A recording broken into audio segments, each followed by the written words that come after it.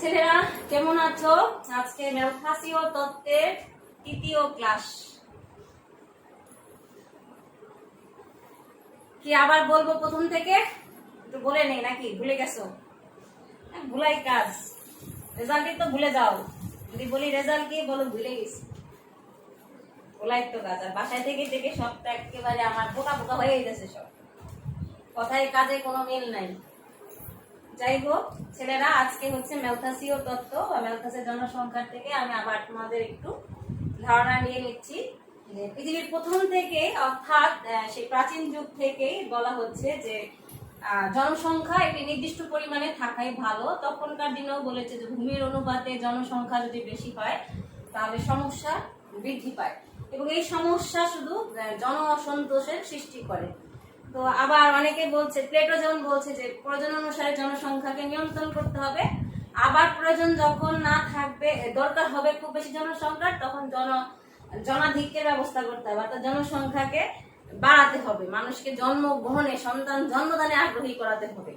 ঠিক আছে, নানা ধরনের পুরস্কারের কথাও সে বলেছে তখন। আবার অ্যারিস্টটল বলছেন না, মানুষের সাথে একটি কাম্য জনসংখ্যা থাকা দরকার, অর্থাৎ ভূমির অনুপাতে যে পরিমাণ সেই অনুপাতে জনসংখ্যা থাকা দরকার। তো এই যে চিন্তা ভাবনা, নানা চিন্তা ভাবনা থেকে নানা ধরনের আমাদের যে তত্ত্ব আসছে জনসংখ্যা সম্পর্কিত, সেগুলো মূলত বলা হয়েছে পপুলেশন গ্রোথ থিওরি বা পপুলেশন জনসংখ্যা বৃদ্ধিজনিত তত্ত্ব। তো জনসংখ্যা এই বৃদ্ধিজনিত যে তত্ত্ব সেটাকে বলা হয়েছে আধুনিক যুগে যে তত্ত্বগুলো, তার মধ্যে ম্যালথাসের তত্ত্ব হচ্ছে অন্যতম।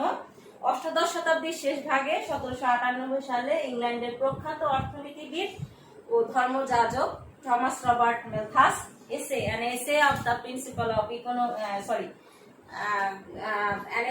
principles of population নামক গ্রন্থে জনসংখ্যা সম্বন্ধে এক আলোড়ন সৃষ্টিকারী তত্ত্ব প্রদান করেন। তার নাম অনুসারে তার এই তত্ত্বটিকে বলা হয় ম্যালথাসীয় জনসংখ্যা তত্ত্ব। ঠিক আছে, তিনি মূলত তার তত্ত্বে খাদ্যের উৎপাদনের সাথে জনসংখ্যার সম্পর্ককে প্রকাশ করেছেন। আমি কিন্তু তোমাদের ইতিহাসও বলেছি যে ফরাসি বিপ্লবের সময় যে রাজনৈতিক পট পরিবর্তন হয়, তখন যে দরিদ্র শ্রেণীর উদ্ভব হয়, সেই দরিদ্র শ্রেণীর দেখা যায় যে তীব্র সমস্যা সৃষ্টি হচ্ছে। শিল্প বিপ্লব এবং শহরে জনসংখ্যার ক্রমবর্ধমান তা সমস্যা দিয়ে তীব্রতরই হচ্ছে। তো ফরাসি বিপ্লবের বিরুদ্ধে যে রক্ষণশীল প্রতিক্রিয়া সৃষ্টি হয় দরিদ্র নিরসনের জন্য, সে সময় যে রাজনৈতিক প্রতিক্রিয়া বা রাজনৈতিক অবস্থা সেটা সম্ভব ছিল না। রাজনৈতিক ভাবে যে একটি বিষয় গ্রহণ করে সেটাকে নিরসন করবে, সেটি তাদের পক্ষে হয়ে ওঠে না। সেই সমাধানেই তখন এগিয়ে আসলেন ইংল্যান্ডের তরুণ ধর্মযাজক ও অর্থনীতিবিদ টমাস রবার্ট ম্যালথাস। ম্যালথাস কিন্তু একজন জনমিতিবিদও ছিল, অর্থাৎ জনসংখ্যা সম্পর্কে তার এই ধারণা কিন্তু বিষয়।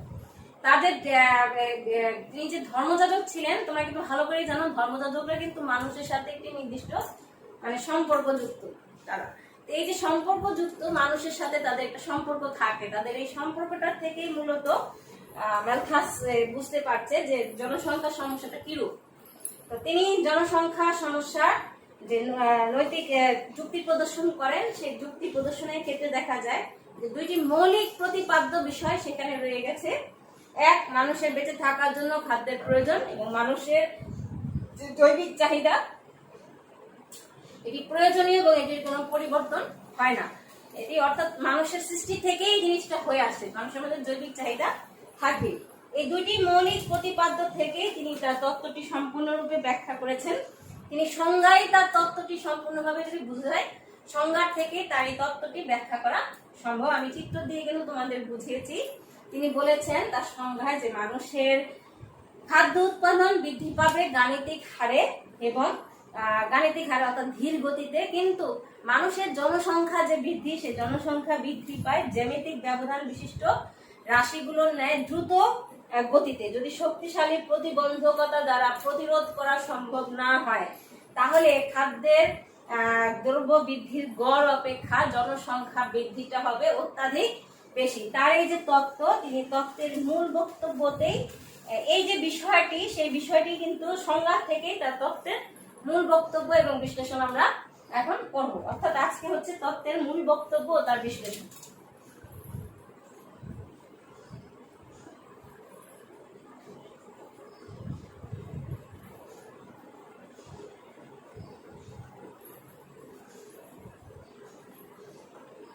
খুব দ্রুত কথা বলতেছি না। আচ্ছা, এখন একটু আস্তে আস্তে পড়াই, দেখুন এখনই হচ্ছে আমাদের 3য় ক্লাসের মূল বিষয়।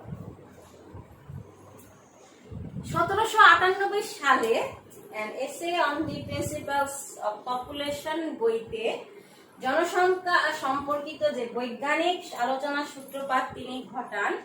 তার এই যে তত্ত্ব দুটি মৌলিক বিষয় ছিল, সেই দুটি মৌলিক বিষয়ের উপর ভিত্তি করে তিনি সংজ্ঞা প্রদান করছেন। তার এই সংজ্ঞা থেকে তিনি তার তত্ত্বের বক্তব্য আর তার তত্ত্বের যে মূল বক্তব্য আর বিশ্লেষণ সেটি সে প্রদান করেন। প্রথমত হচ্ছে, আমি এটা লিখবো না নাকি লিখতে হবে? প্রথমত হচ্ছে, মানুষের জীবন ধারণের জন্য প্রয়োজনীয় উপাদানই হচ্ছে খাদ্য। মানুষের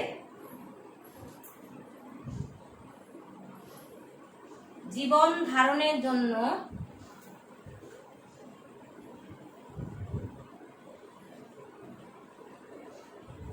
প্রয়োজনীয় উপাদান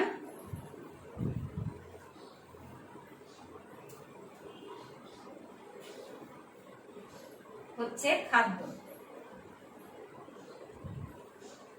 আর খাদ্যের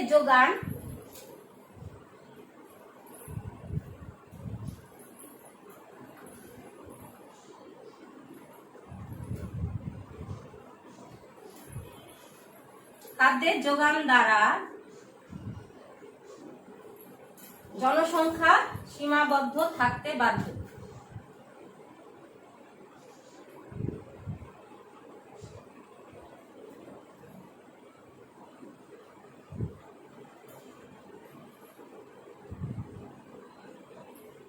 অর্থাৎ তিনি বুঝাইতে চাইছে যে মানুষের জীবন ধারণের জন্য সবচেয়ে যেটি প্রয়োজনীয় উপাদান সেটি হচ্ছে খাদ্য।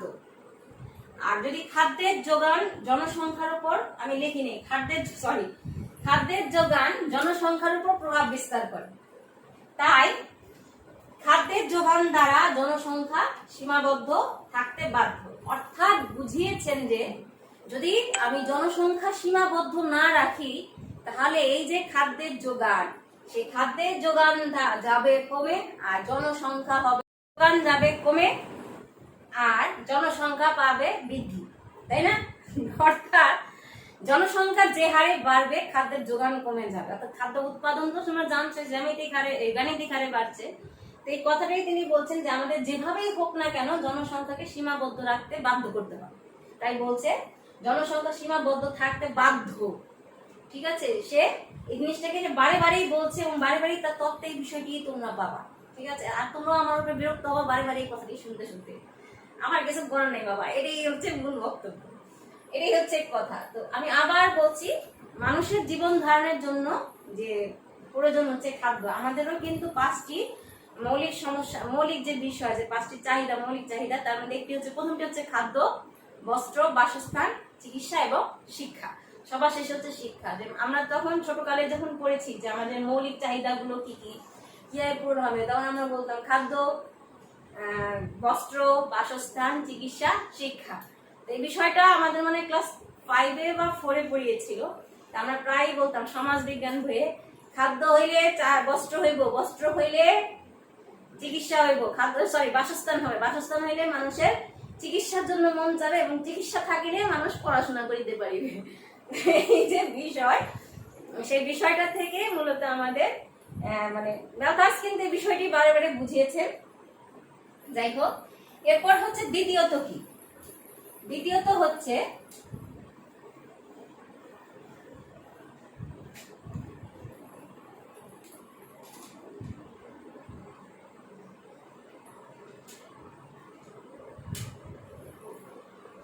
মানব জাতির প্রজনন ক্ষমতা ও সমতা অত্যন্ত বেশি। মানব জাতির প্রজনন ক্ষমতা ও সক্ষমতা অত্যন্ত বেশি। এই জনসংখ্যা জ্যামিতিক হারে, যেমন 2, 4, 8, 16, 32 ইত্যাদি, এবং খাদ্য উৎপাদন গাণিতিক হারে 1, 2, 3, 4, 5 ইত্যাদি মানে এইরকম হারে বৃদ্ধি পায়। আমি আবার বলছি, মানব জাতির প্রজনন ক্ষমতা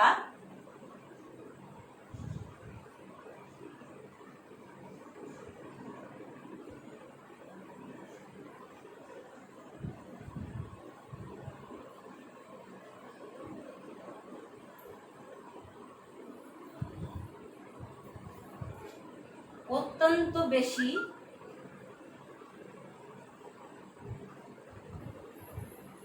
এই জনসংখ্যা, তাই জনসংখ্যা জ্যামিতিক হারে বৃদ্ধি পায়। জ্যামিতিক হারটা কিন্তু তোমরা বলেছো দ্রুত গতিতে বৃদ্ধি পায়, 2, 4, 8, 16, 32, এটা হচ্ছে জ্যামিতিক হার। এবং খাদ্য উৎপাদন বৃদ্ধি পায় গাণিতিক হারে ধীর গতিতে, 1, 2, 3, 4, 5 ইত্যাদিতে।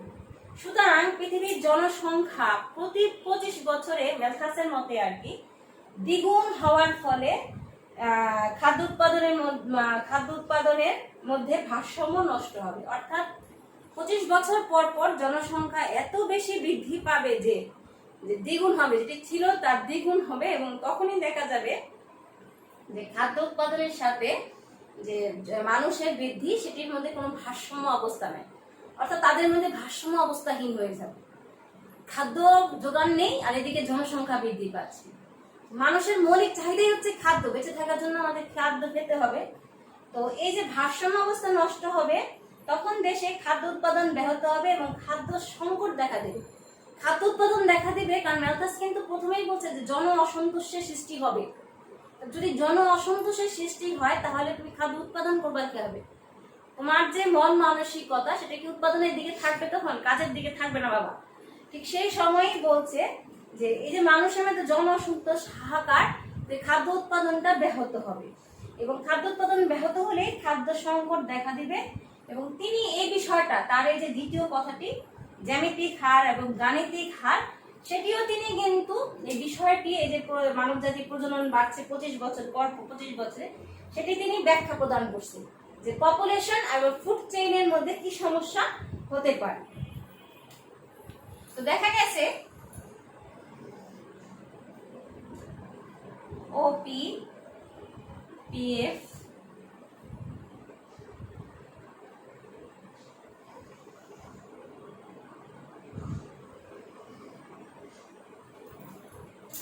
পি আর এফ, আর এটা হচ্ছে ই। রেখাচিত্রের সাহায্যে তিনি এটা ব্যাখ্যা করছে। তিনি বলছে যে এখানে সময়ের ব্যবধানে, এটা হচ্ছে টি, সরি ওটি, টাইম, সময়ের ব্যবধানে খাদ্য উৎপাদন এবং জনসংখ্যা বৃদ্ধির মধ্যে যে সম্পর্ক, তিনি সেটা এরকম চিত্রের সাহায্যে উপস্থাপন করেন। তিনি দেখান যে সময়ের ব্যবধানে খাদ্য উৎপাদন এবং জনসংখ্যা প্রবৃদ্ধির মধ্যে যে সম্পর্ক তৈরি করেছে, যা চিত্র অনুযায়ী ই বিন্দুতে, দেখো আমি এফ বিন্দু লিখে রাখছি, ই বিন্দুতে পর, ই বিন্দুর পর পি এফ, পি বাড়তেই থাকবে, অর্থাৎ পপুলেশন বাড়তে থাকবে আর ফুড সাপ্লাই, খাদ্য উৎপাদন কমতে থাকবে। তোমরা এটাও জানো যে খাদ্য উৎপাদন রেখা যখন আমরা পড়েছি তখন কিন্তু বলাই হয়েছে যে একটা সময়ের পর উৎপাদন রেখা সবসময়ই নিম্ন দিকে যাবে, ঊর্ধ্বগতি তার আর খুঁজে পাওয়া যাবে না। অর্থাৎ আমি এখানে যতই বিনিয়োগ করি না কেন, যা কিছু করি না কেন, আমার উৎপাদন কমে যাবে। কারণ বিনিয়োগ অনুযায়ী যদি আমার উৎপাদন বেশি না হয়, আমার তো সবকিছু এমনি কমে যাবে। আমি শ্রম দিচ্ছি, আমি বিনিয়োগ করতেছি, সবকিছু করার পর যখন দেখলাম খাদ্য উৎপাদনে কমে যাচ্ছে, তখন আমি আরো বিনিয়োগ করলাম, আরো শ্রম নিয়োগ করলাম, কিন্তু ওই শ্রমিকগুলোকে বেতন মজুরি দিতে হবে না? তাহলে সবকিছু চিহ্ন ভাবনা করানোর পর দেখা যায় যে উৎপাদন রেখা সবসময় বলা হয় যে একটা পর্যায়ের পর থেকে সে নিম্নগামী, ঊর্ধ্বগামী হলেও সেটা কিছু সময়ের জন্য, দেন আবার সে নিম্নগামী। আবার জমির তো একটা নির্দিষ্ট পরিমাণে মানে যোগান দেওয়ার ক্ষমতাই রয়েছে, যে আমি অনেক সার প্রয়োগ করে উৎপাদন বাড়ালাম, কিন্তু সারের যে টাকাটা সে অনুযায়ী কি জমির যে প্রাকৃতিক গুণ সেটা নষ্ট হয়ে যাবে। এটাই বুঝাইছে এখানে। যে দেখো বলেছে যে একটা পপুলেশন কম থেকে ধীরে ধীরে বাড়তে বাড়তে উপর দিকে যাচ্ছে, কিন্তু খাদ্য উৎপাদন যেখানে বৃদ্ধি ছিল সেখানে এক সময় সে কমতে কমতে নিচের দিকে যাচ্ছে। অর্থাৎ এই যে ই বিন্দু, ই বিন্দুর পর পি থেকে এফ সবসময় কম হবে, P greater than, sorry, P থেকে এফ সবসময় কি হবে বাবা, কম হবে। অর্থাৎ জনসংখ্যা চিত্রের সাহায্যে তিনি বুঝিয়েছেন যে জনসংখ্যা ও খাদ্য উৎপাদন প্রবৃদ্ধির একটি সম্পর্ক তিনি এটা দেখিয়েছেন। চিত্র অনুযায়ী ই বিন্দুর পর এই তত্ত্বটি তিনি উল্লেখ করেন, সরি এটা না, যে ই বিন্দুর পর এই জায়গায় তার সমান সমান, কিন্তু তারপরে দেখা যায় পপুলেশন ঊর্ধ্বগতি আর ফুড নিম্নগতি সময়ের ব্যবধানে টি দ্বারা কিন্তু সময় বুঝিয়েছে। এখানে ও পি এফ অক্ষরেখায় পি হচ্ছে পপুলেশন, এফ হচ্ছে খাদ্য, অর্থাৎ খাদ্য উৎপাদন আর পপুলেশন আমরা একই রেখাতে এনেছি যে আচ্ছা যাচ্ছে পপুলেশন কম ছিল, খাদ্য উৎপাদন বেশি ছিল, ঠিক আছে। এক সময় দেখা যাচ্ছে যেহেতু ফুড গাণিতিক হারে বৃদ্ধি পাচ্ছে, তাহলে ফুডটা কি হচ্ছে ধীরে ধীরে যাচ্ছে, আর পপুলেশন হচ্ছে জ্যামিতিক হারে ক্রমান্বয়ে বৃদ্ধি পাচ্ছে দ্রুত গতিতে। তো এই যে রেখা এবং ও টি রেখা দ্বারা সময়কে নির্দেশ করা হয়েছে। এটা হচ্ছে তার দ্বিতীয় তত্ত্বের দ্বিতীয় ব্যাখ্যা, যে প্রথমত সে বলছে জীবন ধারণের জন্য প্রয়োজনীয় উপাদান হচ্ছে খাদ্য, আর দ্বিতীয়ত হচ্ছে মানব জাতির প্রজনন ক্ষমতা আর সক্ষমতা অত্যন্ত বেশি। যেহেতু প্রজনন ক্ষমতা সক্ষমতা অত্যন্ত বেশি, তাহলে জনসংখ্যা বাড়ছে জ্যামিতিক হারে, খাদ্য উৎপাদন হচ্ছে গাণিতিক হারে। এক সময় তিনি তখন এই রেখার সাহায্যে প্রকাশ করে যে একটা বিন্দুর পর, যে কোনো একটি বিন্দুর পর পপুলেশন বাড়তেই থাকবে আর ফুড সাপ্লাই আমাদের কমতেই থাকবে, এবং তখনই সেখানে এবং কোনো সময় দেখা যাবে খাদ্যে আর অসমতা দেখা দিবে, অর্থাৎ এই যে দুজনের মধ্যে যে সমতা, সেই সমতাটা আর থাকবে না। তো আজকে এই পর্যন্তই থাকুক, আগামী ক্লাসে আমি বাকিটা আবার বুঝাবো। ধন্যবাদ সবাইকে।